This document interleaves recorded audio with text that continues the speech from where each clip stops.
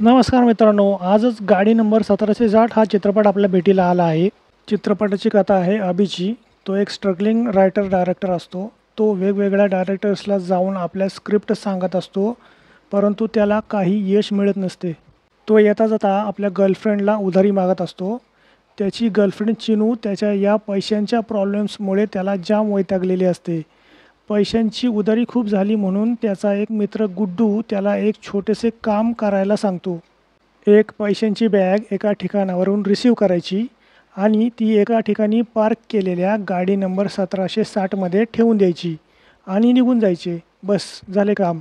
त्या दरम्यानच गुड्डू अभिचे दुसऱ्या एका ठिकाणी कामाचे जुगाड देखील करून देतो आणि अभि सिक्युरिटी गार्ड म्हणून एका बिल्डिंगला जॉईन देखील करतो.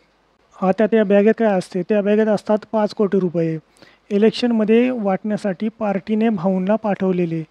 भाऊ म्हणजेच राजकारणी म्हात्रे साहेब. आता भाऊ स्वतः रिस्क नको म्हणून ते काम आपल्या कार्यकर्त्याला म्हणजेच भास्करला देतात आणि भास्कर ते काम गुड्डूला देतो. गुड्डू ते काम अभिला देतो. आता आपला हिरो म्हणजेच अभि काय गोंधळ घालून ठेवतो, तर तो खऱ्या 1760 नंबरच्या गाडीमध्ये ती बॅग ठेवण्याऐवजी शूटिंगसाठी खोटी नंबर प्लेट लावलेल्या 1760 नंबरच्या गाडीमध्ये ती बॅग ठेवून देतो. शूटिंग झाल्यानंतर ड्रायव्हर ती नंबर प्लेट काढून ठेवतो. ड्रायव्हरला माहीतच नसते की आपल्या गाडीत 5 कोटी रुपये आहेत. तो आपली पुढची कामे म्हणजेच टॅक्सी ड्रायव्हिंग करत राहतो आणि एका आजींना घरी सोडतो. ती बॅग आणि ते सामान आजींच्या घरी पोचते. आजींना देखील काहीच माहीत नसते, कारण त्यांचा सिक्युरिटी गार्ड त्या बॅगा त्यांच्या घरी आणून ठेवतो. इकडे आपला हिरो त्याच सोसायटीमध्ये सिक्युरिटी गार्ड म्हणून तोपर्यंत जॉईन झालेला असतो.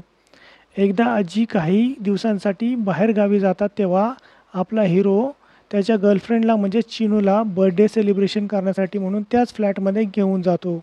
तिथे चिनूचा बर्थडे सेलिब्रेट होतो आणि त्याच दिवशी त्या दोघांना त्या बॅगचा पत्ता लागतो. दुसऱ्या दिवशी ती बॅग गायब करण्याचा प्रयत्न करत असताना आजी चिनूला रेड हँड पकडते आणि मग आजी आणि आजीचा विश्वासातला दुसरा एक सिक्युरिटी गार्ड या दोघांना देखील त्या पैशांच्या बॅगबद्दल माहीत होते. सर्वच लोकांना माहीत होते. बातमी गुप्त राहावी म्हणून त्या पैशांचे 4 ते 5 हिस्से करण्याचे ठरते. परंतु ते पैसे ॲक्च्युली ज्यांना मिळणार असतात ते मंत्री साहेब आणि त्यांचे कार्यकर्ते हे देखील त्या बॅगच्या शोधात असतात. आता पुढे काय होते? आजी आणि हिरो हिरोईन यांना बॅग मिळते की मंत्री साहेबांना त्यांचे पैसे परत मिळतात? चिनूचे ब्युटी पार्लर उघडण्याचे स्वप्न पूर्ण होते का? हिरोचे रायटर डायरेक्टर बनण्याचे स्वप्न पूर्ण होते का? आजींना किती हिस्सा मिळतो? मंत्री साहेबांच्या कार्यकर्त्यांचे काय होते? ते बॅग शोधतात का? या सर्व प्रश्नांची उत्तरे तुम्हाला चित्रपट बघितल्यानंतरच मिळतील. मित्रांनो, चित्रपट हलका-फुलका आहे आणि डोकं आणि लॉजिक घरी ठेवून गेलात तर चित्रपट आपल्याला नक्कीच आवडेल. सर्वच कलाकारांचा अभिनय चांगला झाला आहे. कुणीही ओव्हर ॲक्टिंग करताना दिसत नाही. तसेच कुणीही एकदमच नवखे देखील वाटत नाही. सर्वच कलाकारांनी आपली कामे उत्तम केली आहेत. चित्रपटात एकच गीत आहे, त्यामुळे चित्रपटाचा पेस ओके राहतो आणि चित्रपट लवकर पुढं सरकतो. ही गोष्ट चित्रपटाला एक प्रकारे मदत करणारी आहे. चित्रपटात जास्त गाणी असतील तर चित्रपट कदाचित कंटाळवाणा झाला असता. सगळे डायलॉग पंच मारल्याच्या स्टाईलमध्ये मारले जातात, परंतु हसू मात्र अजिबात येत नाही. मंत्री साहेबांचा कार्यकर्ता भास्कर उगाचच खूप सिरियस वाटतो आणि त्याचे मित्र मध्येच नको तिथं गरज नसताना फुसकी कॉमेडी करत असतात, ज्यावर आपल्याला अजिबात हसू येत नाही. चित्रपटात बऱ्याच इलॉजिकल गोष्टी दाखवल्या आहेत, ज्या एक स्टोरी म्हणून ॲक्सेप्ट करायला जड जातात.